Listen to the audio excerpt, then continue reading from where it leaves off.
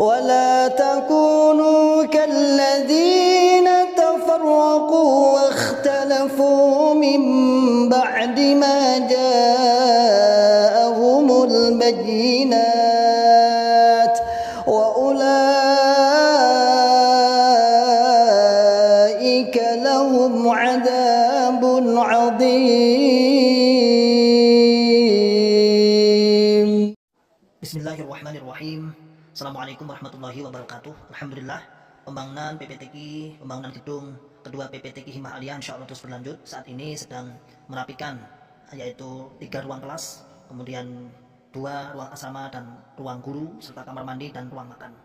Insyaallah akan menghabiskan dana sekitar Rp932.550.000. Bagi sahabat-sahabatku, kaum muslimin, saudaraku semua yang ingin bersedekah, monggo silahkan di BSI, bisa ditransfer di BSI 7212807367 atas nama Yayasan Himah Aliyah Utama. Konfirmasi transfer 081334113541, atau bisa datang langsung ke kompleks PPTQ Himah Aliyah di Dusun Dukuh Pandean, Desa Karanglo, Kecamatan Tawangmau, Karanganyar. Alhamdulillah, proses KPM sudah berjalan untuk angkatan pertama, dan insya Allah bulan Juli kita angkatan kedua. Monggo, masih kurang banyak, ada semen, ada keramik, ada lain-lainnya. Demikian, Assalamualaikum warahmatullahi wabarakatuh. Bismillahirrahmanirrahim. Assalamualaikum warahmatullahi wabarakatuh. Alhamdulillahi rabbil alamin. Alhamdulillahi wa kafa wa sallallahu wa sallam ala rasulillahi mustafa.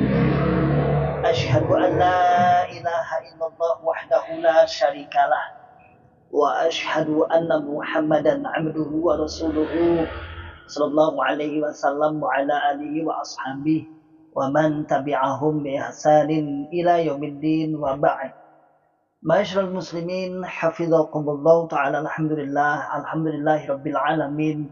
Kita mengucapkan kalimat syukur kepada Allah Subhanahu wa taala yang telah memberikan kepada kita semua nikmat hidayah Islam, nikmat hidayatul iman, nikmat sehat walafiat, aman fi amanillah wa fi barakatillah, nikmat semangat ya'muruna bil ma'ruf wa yanhauna 'anil munkar wa ulaika humul muflihun. Membuka akal sehat, membuka akal waras, dan membuka akal selamat kepada saudara tua kita yang ada di dalam Islam Jamaah Jokam 354. Ma'asyiral muslimin, hafizakumullah ta'ala. Alhamdulillah, pada kesempatan di siang hari ini kita masih sedikit-sedikit membuka akal sehat mereka, mengajak di ini hari Jumat, saudaraku semua, mengajak mereka semoga di keberkahan hari Jumat ini Allah Subhanahu wa taala adalah dari pendengar penyimak ribat akhris salim dari kalangan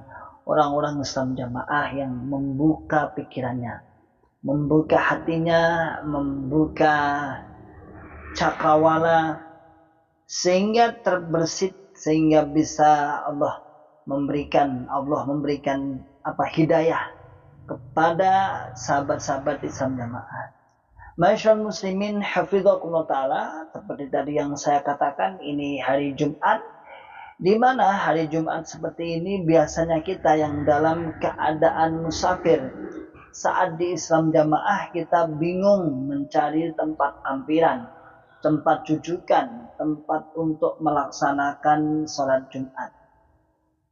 Kenapa seperti itu? Karena dalam keyakinan kita tidak akan mungkin ikut sholat Jumat di selain golongan Islam Jamaah. Itu sudah menjadi akidah yang tidak mungkin kita mengingkari.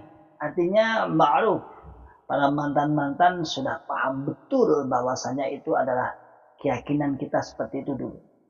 Jadi ma'asyiral muslimin, hafizakumullah ta'ala, dulu ketika kita hari Jumat dalam keadaan musafir, atau mungkin sahabat-sahabat dalam keadaan kerja, hatta teman-teman yang sekolah SMA ya, rata-rata SMA atau SMP, kalau kuliah sih bebas, itu juga kita mengalami sebuah kesulitan ketika hari Jumat seperti ini. Kenapa? Mutlak saya katakan bahwa Islam Jamaah tidak mau dan tidak boleh Jumatan bersama kaum muslimin yang lain. Entah tidak boleh atau mungkin kalau nanti ketahuan di apa-apain, tidak. Karena berangkatnya memang dari sebuah prinsip, dari sebuah ideologi, dari sebuah keyakinan, dari sebuah doktrin. Sehingga masyarakat muslimin hafidhakumullah ta'ala, entah dilarang atau tidak dilarang, artinya sudah menjadi keyakinan kita. Karena kita nggak akan mungkin mau mengerjakan sholat berjamaah atau jumatan, bahasa kita untuk hari Jumat, jumatan bersama kaum muslimin yang lain. Sehingga banyak alasan-alasan yang kita utarakan untuk lepas dari mungkin pas di komunitas itu, atau pas di sekolahan, atau pas di kantor, atau lain-lain. Kalau mau jumatan di situ, ya karena itu orang luar, ya kita harus izin dengan baik-baik atau tidak dengan baik-baik. Dan itu sudah pernah kita lakukan ketika kita di dalam Islam Jamaah saat dulu, misalnya saat sekolah misalnya. Masyaallah muslimin hafidhakumullah ta'ala, mungkin kaum muslimin yang lain juga entah ngeh atau tidak, tapi kenyataannya seperti itu, bahwa Islam Jamaah nggak mau bersatu, nggak akan mau. Selama keyakinan akidahnya seperti itu, kita pastikan nggak akan mau untuk berbarengan, untuk bersama-sama sholat Jumat bersama kaum muslimin yang lain.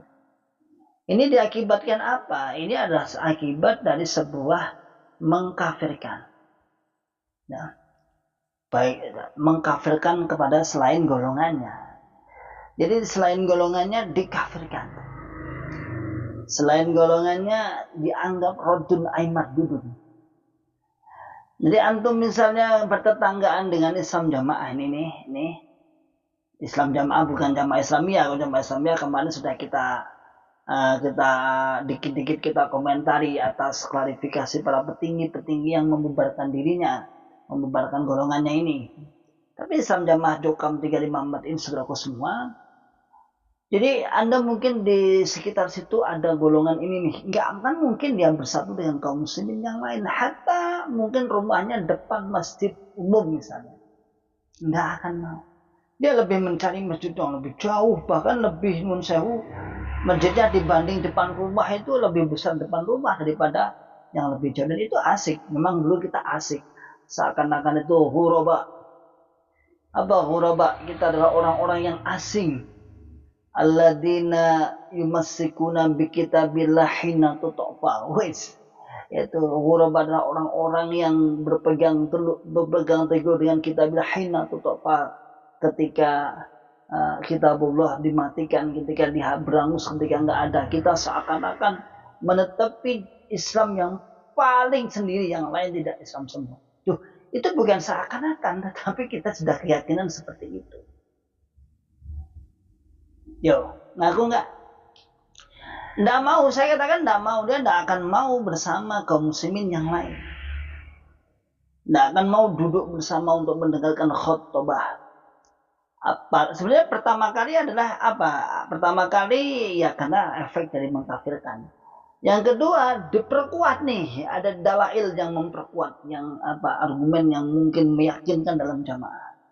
Dengan bahasa lain mengatakan, oh tunggu nunggu jopo kain khutbah orang bahasa Arab, awalnya dewi bahasa Arab ya, jopo khutbah masuk bahasa Indonesia nggak sah. Padahal itu kan perdebatan itu khilafiyah itu kan memang ada madhab itu, ada yang mengharuskan bahasa Arab, ada yang tidak sesuai dengan wilayahnya tersebut. Itu tidak sampai kemudian membatalkan selama rukun-rukunnya khutbah, syarat rukun khutbahnya terpenuhi. Kan gitu. Sementara Islam Jamaah meyakinkan, oh itu sudah pertama mengatakan kafir dulu, mengkafirkan kita semua. Yang kedua adalah diperkuat kemudian tuh dia tuh seharusnya kan khutbah itu bahasa Arab. Terus dia pakai analogi, pakai kias yang tidak masuk akal juga. Berarti soalnya khutbah itu gantinya sholat 2 rakaat. Padahal kalau kita lihat di Islam Jamaah, kita lihat kalau khutbah siapa yang melek, berapa jumlah yang merem dan yang melek, berarti batal dong sholatnya itu. Berarti nggak tahu esensi dari khutbah itu sendiri itu apa, maqasidus syariah yang dituju secara syariat khutbah itu apa nggak ngerti. Artinya podo karo sholat, jadi nggak oleh bahasa Indonesia, bahasa Jawa, kudu bahasa Arab. Padahal terlepas dari itu saudaraku, dalam masalah khutbah sudah kita dengarlah, kita baca, silakan dibaca di kitab misalnya ala madzhabul arba'ah, misalnya bab masalah Jumatan, masalah Jumat, bab masalah Jumat itu jelas ada perbedaan pendapat antara Imam Maliki, Hanafi, Hambali. Nah, itu Hanafi, Maliki, Hambali, Syafi'i, ada perbedaan pendapat semua.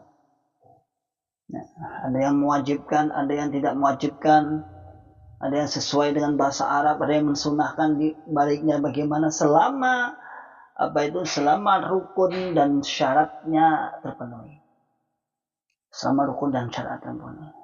Namun Islam Jamaah tidak menggubris itu karena memang tidak tahu. Ya akhirnya khutbahnya ya khutbah yang sudah kita baca itu setiap hari itu. Yaitu itu aja ya, suatu saat nanti mungkin kita akan mempraktekkan khutbahnya jokap. Tidaknya asik juga punya khutbahnya itu. Ya jelas lah khutbahnya kita punya semua dan bahkan kita membawa. Ngeri memang ngeri di depan rumah ada masjid besar tapi kita tidak mau berjumatan di situ. Kita lebih mencari masjid-masjid yang kecil yang mungkin sembunyi-sembunyi di balik-balik jepitan-jepitan belakang rumah itu. Lebih bangga, lebih senang. Ya, kalau itu oke, masih yang dicari masjid. Tapi ada lagi di sahabat-sahabat ini saya pernah cerita di beberapa tukang di sini ada dan pondok sedang bangun.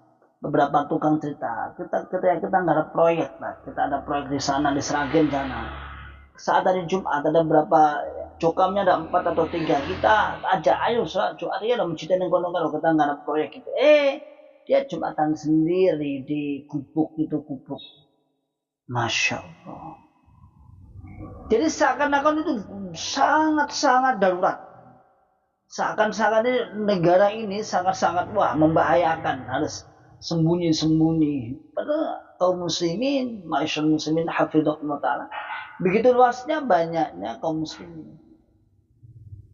Hampir setiap RT, setiap RW, setiap dusun, setiap masjid, udah ribuan masjid. Bahkan ratusan ribu masjid di Indonesia ini. Ada itu. Pernah suatu saat di Facebook. Ada nggak ya? Pernah ada kok ya. Dengan bangganya seseorang bapak-bapak dari warga Islam Jamaah. Jualan bakso 354. Ada 354-nya. Lalu sholat di emperan masjid sambil bawa sajadah.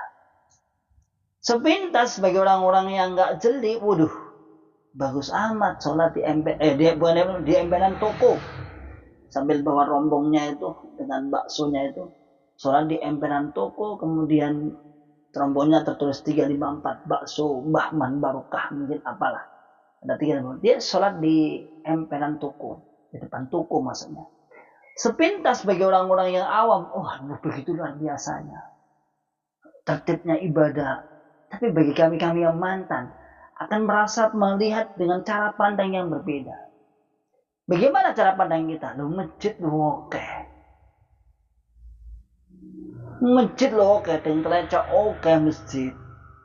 Apakah negara Indonesia itu sampai sedarurat itu, sampai kita sholatnya sampai seakan-akan seperti sangat-sangat terpaksa? Masa dia sejauh dia kemudian jualan bakso tidak pernah ketemu masjid? Ya kalau masjid Islam Jamaah mungkin nggak ketemu, tapi masjid umum kan banyak. Ya kadang seperti itu saudara semua yang masyaallah muslimin hafidhakumullah ta'ala. Kenapa kita menyampaikan hal tersebut? Nah, karena memang biar tahu kaum muslimin. Ben ngerti bahwasanya mereka Islam Jamaah itu tidak mau bersama-sama. Tidak mau bergabung dengan kaum muslimin yang lain. Gak gelem. Moh. Intinya kan gitu. Moh gak gelem bergabung. Ya hari Jumat menyusahkan. Kalau kita lihat menyusahkan dirinya sendiri. Udahlah saudaraku semua yang membuka akal sehat. membuka akal waras, membuka akal selamat. Ayo berpikir keras, berpikir tajam, berpikir cerdas. Masa kaum muslimin sebegitu banyaknya, ya begitu banyaknya mereka juga syahadat, sholat, zakat, puasa, haji. Mereka juga melaksanakan rukun-rukun Islam, rukun-rukun iman. Lalu dengan mudahnya tidak segolongan, tidak taat Bapak Imam, tidak bahkan mengenal Bapak Amir aja tidak, lalu Anda kafirkan dan Anda jauhi tempat-tempat ibadahnya. Ya, tempat-tempat ibadahnya dijauhi, dianggap gak sah. Ya. Repot sungguh kita. Oh, kita udah pernah puluhan tahun, Bro. Pernah saya di Surabaya itu, pernah saya sendiri di Surabaya itu. Saat nunggu simbah sakit di Karangmenjangan, Karangmenjangan, Dr. Sutombo Karangmenjangan. Saya sudah berangkat Jumatan itu jalan kaki saya, cari masjid yang bertulisan 354. Itu tahun 2004, saya ingat betul bulan Juli 87 seperti ini. 2004 ya, bukan 2024, 2004, 20 tahun yang lalu saya baru lulus pondok ya, terus saya pulang dulu nunggu mbah saya sakit di Karangmenjangan saat itu. Saya nunggu. Pas hari Jumat ini saya cari masjid. Kan di sana itu jarang sekali. Kalau antum di Karanganyar ini mulai sana Gunung Lawu sampai Solo mungkin sampai 50 papan ada. Ini ada berapa aja? 1, 2, 3, 4, 5, 6, 7, 8. Sampai ini sampai jalur 5 kilo, radius 5 kilo mungkin 10 lebih. Panah kanan kiri 3, 5, 4. Tapi kalau daerah sana, Etan sana, mana Etan, daerah Jawa Timur, antum jarang. Nah saya di Surabaya itu saat itu jam 11 saya udah berangkat, jam 11 dari masjid lah. Dari masjid, bahkan jam 11, jalan kaki kan, saya kan dari Lamongan sampai sana kan naik kereta, sampai Surabaya naik kereta. Jalan kaki, kan belum tahu nih, saya belum tahu. Saya masih semangat, masih muda-mudanya, tapi belum tahu. Akses zaman waktu itu ya belum ada HP juga ya, kayaknya ada tapi belum secanggih inilah, mungkin Sherlock dan sebagainya belum sampai seperti itu. Nah, saya cari jalan, kok nggak ada. Terus tahu-tahu nggak jam berapa? Jam 1. Saya jalan sampai jam 1 nggak temu masjid Islam jamaah maksud saya. Kalau masjid umum saya melewati puluhan. Tapi dalam benak kita tidak pernah terbersih, tidak pernah ingin masuk ke dalamnya. La haula wala quwata illa billah. Semegah apapun masjid selain Islam jamaah dianggap dodun aimadudun, sampai sekecil apapun, sejelek apapun, sesempit apapun, masjid Islam jamaah dianggap masjid yang paling megah, dianggap sebagai rumah Allah. Iya, rumah Allah, tidak menghina. Namun Anda kemudian menghina, menyepelekan, bahkan menganggap najis, menjadi besar, kan enggak imbang seperti itu. Ya. Maka ayo saudaraku semua ya, Ma'asyiral muslimin hafizakumullah ta'ala, apa yang Anda cari? Kita ibadah itu kalau benar-benar mengembalikan Islam kepada Islam yang sesungguhnya, seperti hanya yang dikatakan para petinggi jamaah Islamiyah. Wah, enak. Enak banget. Oh, enak banget. Tidak usah ada kamuflase. Flor kembali kepada kaum muslimin. Flor kembali kepada pangkuan kaum muslimin. Begitu luar biasa sholatnya. Di mana-mana kita bebas mau sholat. Di mana-mana ada adzan kita Jumatan. Di mana-mana kita mau ya bersedekah tanpa harus memandang ini golonganku atau tidak dan sebagainya. Kita Jumatan sholat. Maafi muskilat, tidak ada masalah. Tetapi kalau di Islam jamaah kita harus milih-milih, Jumatan milih-milih, sholat milih-milih, ya, dan sebagainya. Oke, demikian saudaraku semua. Insyaallah apa yang kita sampaikan semoga bermanfaat. Salam akal sehat, salam akal waras, dan salam akal selamat. Wa akhiru da'wana alhamdulillahirabbil alamin. Wassalamualaikum warahmatullahi wabarakatuh. ولا تكونوا كالذين تفرقوا واختلفوا من بعد ما جاءهم البينات وأولئك